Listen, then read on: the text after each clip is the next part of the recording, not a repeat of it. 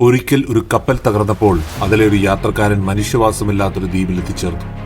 തന്നെ രക്ഷപ്പെടുത്താനായി ആരെങ്കിലും വരും എന്ന് കരുതി അയാൾ ദിവസങ്ങളോളം കാത്തിരുന്നു. പക്ഷെ ഒന്നും സംഭവിച്ചില്ല.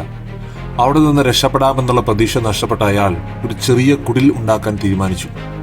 ആഴ്ചകളോളം കഷ്ടപ്പെട്ട അയാൾ പനയോലകൾ കൊണ്ട് ഒരു ചെറിയ കുടിൽ പണിതു. എന്നാൽ അടുത്ത ദിവസം തന്നെ ഒരു തീപ്പൊരി വീണ് അത് കത്തിച്ചാമ്പലായി. ഹൃദയം തകർന്ന് മനസ്സ് മരവിച്ച അയാൾ ആത്മഹത്യ ചെയ്യാൻ ഒരുങ്ങി.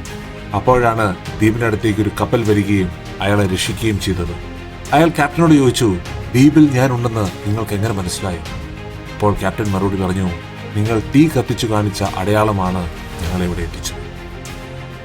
നമ്മുടെ ജീവിതത്തിൽ കഷ്ടങ്ങളും നഷ്ടങ്ങളും സങ്കടങ്ങളും ഉണ്ടാവുമ്പോൾ ഇതെല്ലാം ഒരു വലിയ നന്മയുടെ മുന്നോടിയാണെന്ന് ചിന്തിച്ച് മുന്നോട്ട് പോകാൻ സാധിച്ചാൽ തീർച്ചയായും വിജയത്തിന്റെ മറുകര നമുക്ക് കാണാൻ സാധിക്കും.